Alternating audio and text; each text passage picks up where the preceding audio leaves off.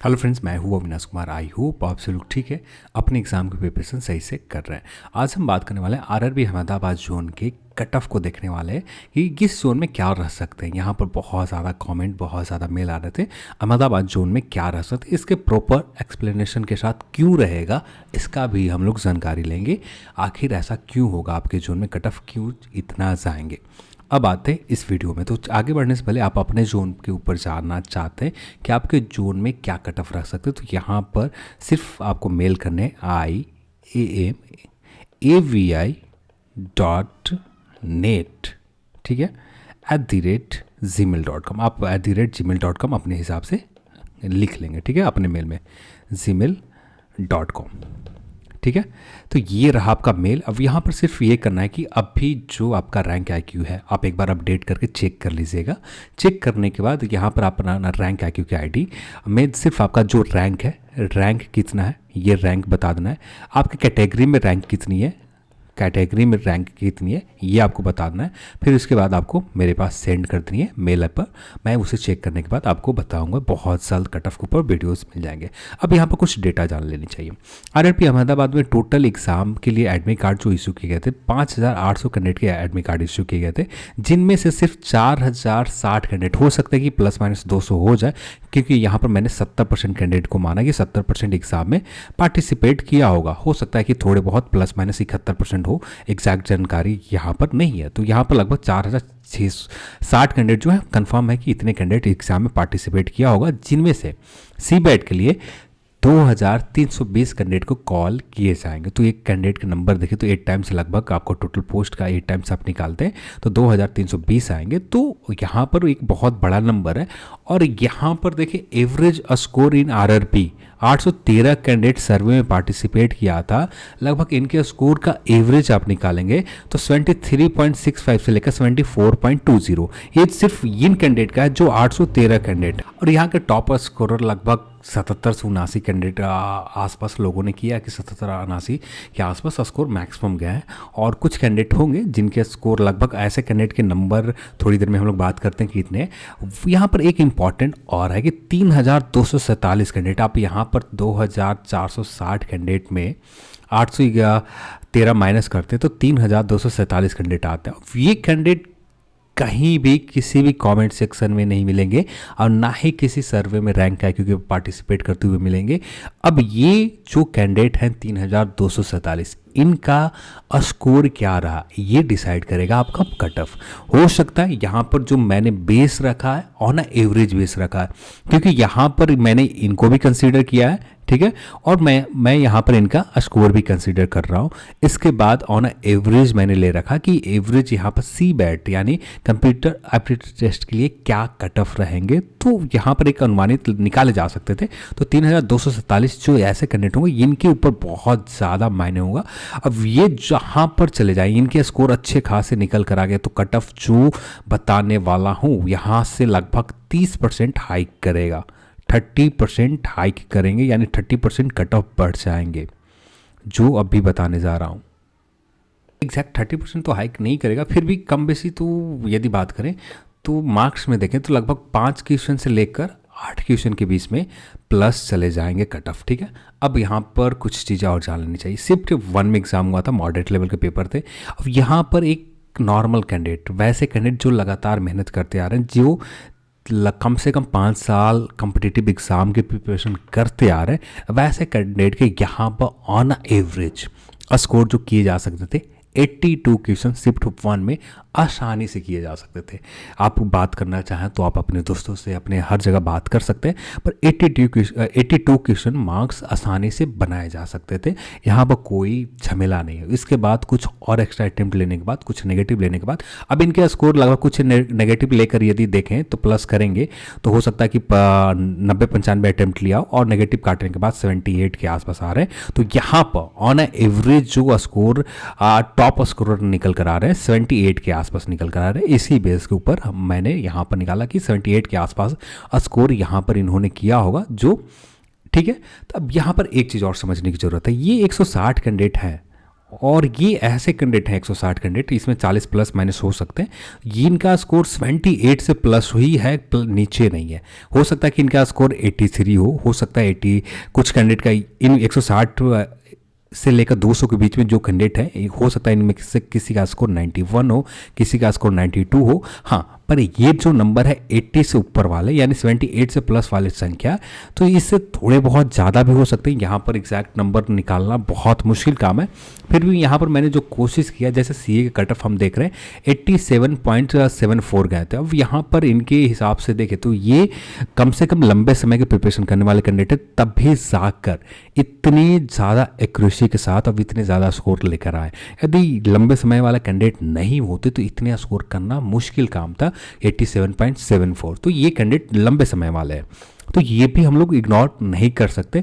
तो यहाँ पर हम मान के चलते हैं कि यहाँ पर तो मान के चलेंगे 200 कैंडिडेट तो होंगे ही होंगे जो 78 से प्लस किया होगा। अब यहाँ पर ये 3247 में से कितने कैंडिडेट हैं जिन्होंने इस ऊपर किया, ये एग्जैक्ट करना थोड़ा मुश्किल है। हाँ, बाकी और पोस्ट के कट ऑफ देखेंगे, जैसे सीए के कट ऑफ देख लेते, लेवल 3 के कट ऑफ देख लेते, 82 गए, तो यानी एक्चुअल में स्कोर 60% वाले ही कैंडिडेट है। 60% से ज़्यादा स्कोर नहीं हो तो इनसे कोई मतलब नहीं है अपना। फिर यहाँ पर क्योंकि यहाँ पर परफॉर्मेंस उनका वही रहेगा, यहाँ पर भी वही कैंडिडेट है, यहाँ से भी इनके से मतलब कोई ज़्यादा नहीं निकल कर आता है। यहाँ पर भी देखें 86 गए, तो यहाँ पर भी ये कैंडिडेट हो सकते हैं कि 75% वाले कैंडिडेट हैं।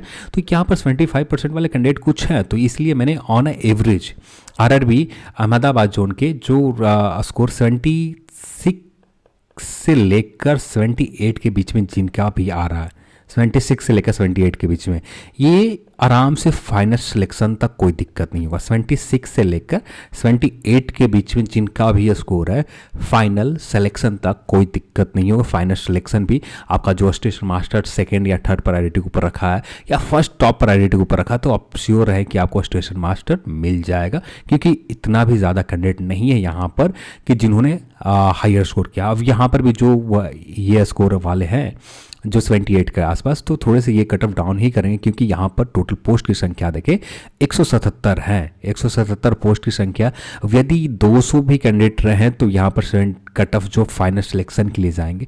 पहले देख लेते कट ऑफ एप्टीट्यूड टेस्ट के लिए, तो एप्टीट्यूड टेस्ट के लिए कट ऑफ देखें तो 73.65 के आसपास आपके स्कोर आ रहे हैं। यहाँ पर एप्टीट्यूड टेस्ट के लिए कॉल कर दिए जाएंगे। यदि बात करें फाइनल सिलेक्शन के लिए, कम से कम 4+ चाहिए और या 3+ चाहिए, कम से कम 3+ चाहिए, यानी यहाँ पर कट ऑफ जो रह सकते हैं 75 हो जाए, या 4 की बात करें तो 77.65 हो जाए। कहाँ इसे मैं पेन का कलर चेंज कर लेता हूँ, रेड, ठीक है, या 77.65 हो जाए। दोनों में से जो कट ऑफ रहे आपका फाइनल सिलेक्शन के लिए, ये जो मैंने कंबाइंड किया है सिर्फ आपका जो एप्टीट्यूड 2 एग्जाम में स्कोर किया इसमें ही। अब इसका जो 70% निकालते हैं वो 20 के ऊपर नहीं किया, तो यहाँ पर इतना स्कोर है।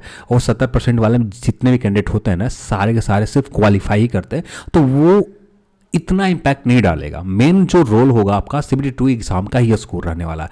वहाँ से सिर्फ 8% ही स्कोर जो मायने, कितना, हाँ 30% ही स्कोर वो मायने रखता है, जिसका निकल कर आपको लगभग 6 पॉइंट कुछ या 7 पॉइंट कुछ ही ऐड ऑन होता, तो ये मायने नहीं रखता यहाँ पर। ये इससे कोई ज़्यादा इम्पैक्ट बड़ा नहीं पड़ने वाला, तो ये आप इग्नोर कर दें। हाँ, CBT2 एग्जाम में 77.5 के आसपास कम से कम स्कोर होना चाहिए। 75.65 से लेकर 77.65 के आसपास स्कोर है, तभी जाकर फाइनल सिलेक्शन की उम्मीद रहेंगे। हाँ, 73.65 पर आपको एप्टीट्यूड टेस्ट के लिए कॉल किए जा सकते हैं। और यहाँ पर एक चीज़ और मैंने स्टार्टिंग में ही बता दिया, क्योंकि हमारे पास 3247 कैंडिडेट के डेटा नहीं है, इन्होंने क्या स्कोर किया होगा ये एग्जैक्ट करना बहुत मुश्किल है। सिर्फ हम अनुमान लगा सकते हैं कि 160 कैंडिडेट या 200 कैंडिडेट, ये ऐसा भी हो सकता है कि यहाँ पर 1000 कैंडिडेट ऐसा हो जिन्होंने 78 से प्लस किया, पर एग्जैक्ट करना थोड़ा मुश्किल है। हाँ, ये यदि आप ही की तरह स्कोर रहा, इनका भी आप ही की तरह इनका भी स्कोर रहा, तो कट ऑफ इससे ज़्यादा नहीं जाएंगे, इससे डाउन ही होगा। 75 जनरल में फाइनल सिलेक्शन के लिए काफ़ी हो जाएगा। +2 ही यहाँ पर +2 या 3 ही जाएगा, +2 या +4 जो हो जाए, +2 या +3 +3 भी हो जाए एग्जैक्ट फाइनल सिलेक्शन में, जितना भी हो जाए, बस +2 +3 +4 जो भी हो जाए, 75 से लेकर 77 से ज़्यादा कट ऑफ फाइनल सिलेक्शन के लिए जनरल में नहीं जाएंगे, इससे ज़्यादा प्लस नहीं होगा। हाँ, सब निर्भर है आपका ये जो चलेगा आपका 3002 कुछ कैंडिडेट है, ये कैसा परफॉर्मेंस इनका रहता है इसके ऊपर।